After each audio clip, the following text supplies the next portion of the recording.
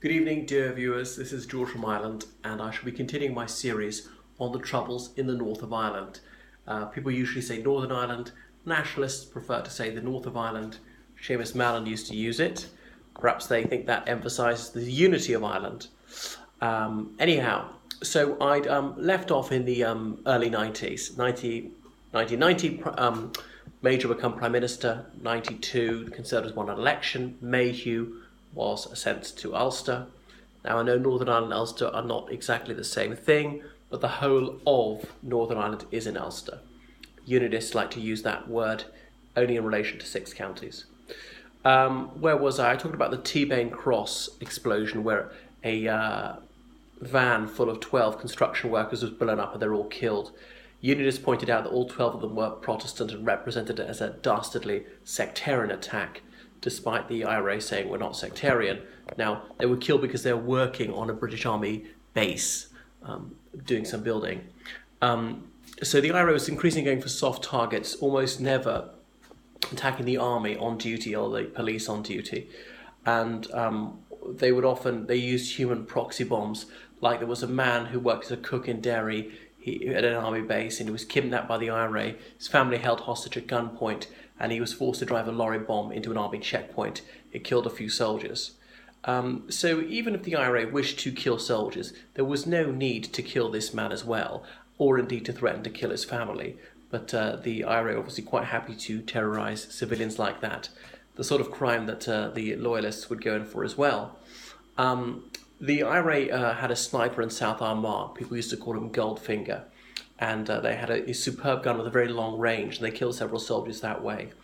What else? They built these barrack buster rockets, improvised rockets, and they fired them at RUC stations or army bases. They had some success for that. In the mid-80s, they killed about 12 RUC officers at once when they hit Newry RUC station, where lots of RUC officers were having lunch. They managed to hit their dining room.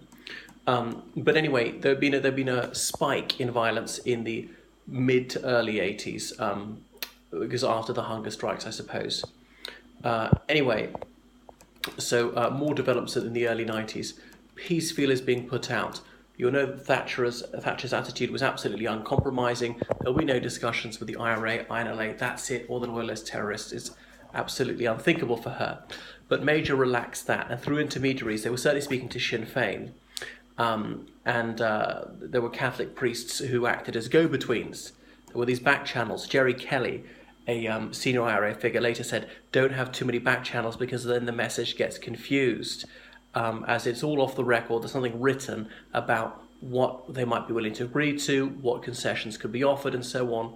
So the British government could speak to Sinn Féin, because Sinn Féin is a political party, and say, we're not speaking to the IRA, we're speaking to Sinn Féin, which is not the same thing. But Unionists often said Sinn Féin IRA, it's just the IRA with the balaclava off. Anyway, so Northern Ireland comprised only 2.7% of the United Kingdom's population. But there was quite a lot of media focus on this, and it was a conflict which affected the whole of the United Kingdom. Irish Republicans assiduously disseminated anti-British propaganda around the world, particularly in the United States, and willingness to fight on in the United Kingdom was dipping because the conflict had gone on for just so long, and the Irish nationalist narrative was spread through school textbooks and lecturers. University lecturers in the UK are almost all left-wing, and that made many of them sympathetic to the Irish nationalist cause through films and plays and novels. And I can't think of any works of fiction which show Unionists to be decent. They are universally demonised. Now, there are bad Unionists and there's some loyalists who are abominable, but they seem to get a rather unfair press. So it moves towards a ceasefire, and loyalist terrorists, they also spoke to clergymen, the Archbishop of Armagh, and Major assured him that Northern Ireland would not be kicked out of the UK. So what was the next real thing? John Major was asked in Parliament at the mini contacts with the IRA, and he said it would turn his stomach to talk to the IRA. He didn't actually say that they hadn't, but the implication was unmissable. Now, he personally wasn't, but certainly his emissaries were speaking to Sinn Féin, if not the IRA. Sir Robin Butler, as he then was, the cabinet secretary, he'd been to Dublin, met the Irish government and had talks with them on the understanding the content of this would then be passed on to Sinn Féin and the IRA. Robin Butler was, as in he's head of the civil service, later Lord Butler of Brockwell, a man who was lucky enough to get to know me in subsequent years.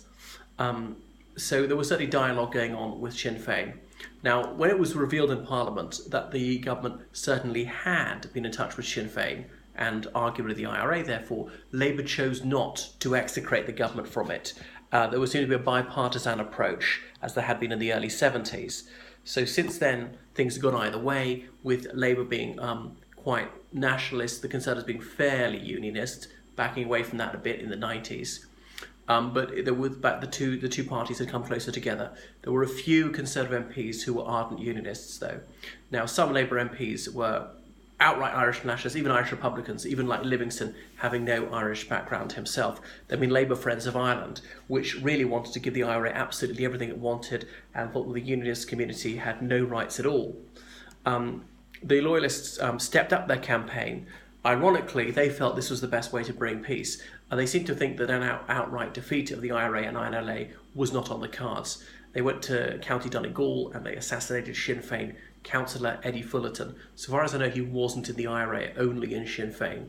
It's said that a Protestant farmer in Donegal who identified with the Loyalist cause had provided them with transport. I don't know if that's true. There was also an attack in Dublin. The Irish Brigade was a band which sang lots of pro-IRA songs. Jerry O'Glacorn, he wrote Roll of Honour about the hunger strikers, countless songs, and they had a fundraiser at Widow Scallon's, which was a notorious watering hole of the IRA, and the UVF went there posing as Billy Joel fans because Billy Joel had a concert on in Dublin, and they had a big bag. They were going to go into the pub, leave it there and set off the bomb. The guard said it would have killed dozens of people had it gone off, but they were challenged at the door by the bouncer, Martin Doherty. The UVF panicked, shot him dead and fled. There's an IRA musical band in Dublin called the Martin Doherty Band, precisely because of that. So that was that. But the UVF didn't launch attacks in the Republic of Ireland apart from that. The Irish Republic was an open goal. The UVF could easily set up bombs in shops, on trains, in hotels, in airports, could have wrecked the tourist trade, which was quite important to our economy at the time. Lots of Americans in particular coming in the summer. But the UVF was obviously a bit pathetic, even as terrorist organisations go.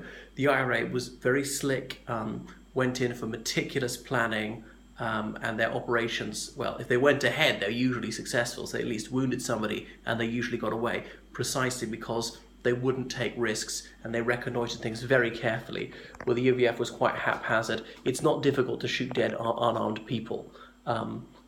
Anyway, so the IRA moved towards a ceasefire, and that summer of 1994, a ceasefire was called. And so lots of people paraded on the Falls Road when their cars drove very slowly, waving Irish tricolours. And on the Shankill Road, somebody painted a big slogan on the gable wall saying, "We accept the unconditional surrender of the IRA." The INLA did not go on ceasefire. The Loyalist terrorists responded. A couple of months later, there was a combined Loyalist military command, as in UVF, UDA, and they also announced they were declaring a ceasefire. They called it military. Of course, they're not military. They're criminals, and they almost always killed unarmed people. They almost always killed people who were not in the IRA or the INLA.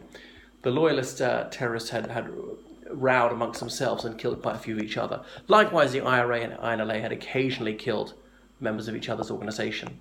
So that was that.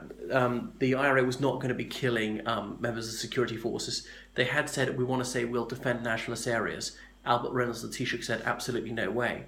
So very shortly after that, Albert Reynolds, the Taoiseach, Gerry Adams and John Hume met, and they all posed with their hands together. It was Nationalist Ireland United.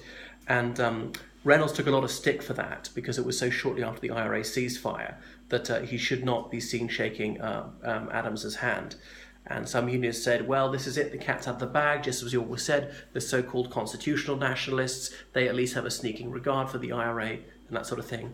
As I pointed out, the INLA was not on ceasefire at this point, and the INLA shot dead 3 leading figures in the UVF on the Shankill Road. They must have had superb intelligence or have kept them under reconnaissance. But that could have provoked the loyalist terrorists into fully restarting their campaign, but they didn't. Note it was the INLA, not the IRA, who did that. Shortly before the ceasefire, some loyalist terrorists had shot dead 6 men at a pub in Lochen Island, which was showing the Republic of Ireland's match against Italy. I remember watching the match at the time. One of those men killed, Barney Watts, was 85, the oldest victim of the Troubles, is under investigation now. Was there collusion from the security forces? So anyway, the DUP said they did not support terrorism, but some people say that behind the scenes they did egg on the loyalist terrorists, and one unnamed DUP politician apparently said to them, there's no point stopping now, you've got them on the run, you might as well hammer them. I don't know whether that's true or not. So that's enough now from the 1994 ceasefire.